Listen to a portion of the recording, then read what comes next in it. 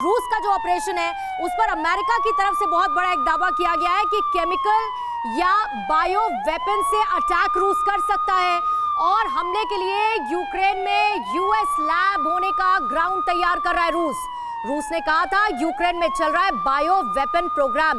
Bio weapon के लिए America funding कर रहा है, ये रूस ने आरोप लगाया था और रूस ये आरोप लेके तो मैम सीधे सीधे यूएनएससी में भी चला गया था और वहां पर उसने ये मुद्दा उठाया ताकि कैसे अमेरिका को घेरे। इस पर रिएक्शन लेने से पहले इसकी एक बार डिटेल्स देख लेते हैं, क्योंकि बायो वेपन को लेकर लगातार बात हो रही है कि बायो वेपन से अटैक रूस कर सकता है। देखिए कैसी स्थिति अभी बन रही है, क्योंकि यूएनएससी में रूस पहुंच चुका है। आर पार के मूड में रूस और इसके साथ ही अमेरिका उस पर क्या काउंटर कर रहा है ये देख लीजिए। दरअसल यूक्रेन से बायो वेपन के इस्तेमाल की तैयारी थी, ये कहना है रूस का यूएनएससी में, और अमेरिका ये कह रहा है कि यूक्रेन में बायो वेपन की फंडिंग अमेरिका कर रहा है, ये रूस ने कहा।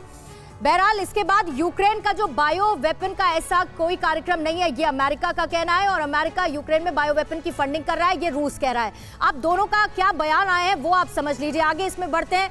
अब रूस ये कह रहा है कि यूक्रेन से बायो अटैक का अनियंत्रित बायो एजेंट्स का जो अनियंत्रित अटैक है वो हो सकता है। और जवाब क्या दे रहा है अमेरिका? रूस खुद कोई केमिकल या फिर बायो वेपन यूज कर सकता है, ये अमेरिका का जवाब यूएनएससी में। अब रूस ये कह रहा है कि यूक्रेन में अमेरिका मिलिट्री बायोलॉजिकल प्रोग्राम चला रहा है। अमेरिका जवाब देता है कि रूस लंबे वक्त से बायो वेपन का अभियान चला रहा है। उल्टा काउंटर कर दिया अमेरिका ने यहाँ पर।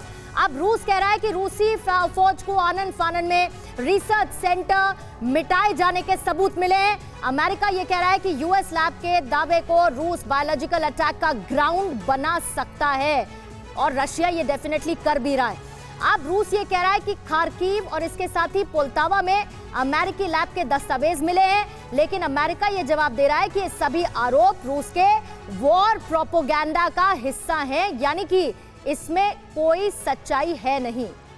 क्या है जैविक हथियार, ये भी आपको जल्दी से समझा देते हैं। दरअसल एक साथ बड़ी संख्या में इंसानों में जानलेवा संक्रमण जैविक हथियार फैला देता है, ये डब्ल्यूएचओ के प्रोटोकॉल्स के हिसाब से है। जैविक हथियार की परिभाषा वायरस, बैक्टीरिया या फिर फंगस का इस्तेमाल जैविक हथियार में होता है, और ज्यादातर बायो वेपन में वायरस का ही इस्तेमाल होता है। इससे बहुत कम समय में बड़ी तबाही भी संभव है, और साथ ही इंसान की मौत या फिर शारीरिक मानसिक अपंगता भी जैविक हथियार के इस्तेमाल से हो सकती है।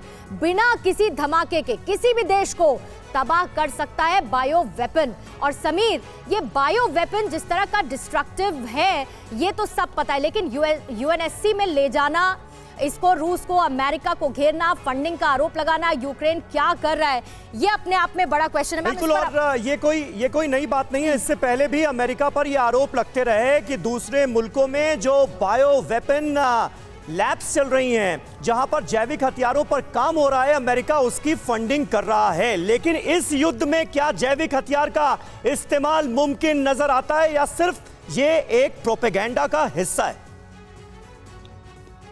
देखिए, जैविक हथियारों का प्रयोग मैं रूल आउट नहीं करता हूँ, और रूल आउट इसलिए नहीं करता हूँ कि जैविक हथियार कई तरीके के होते हैं।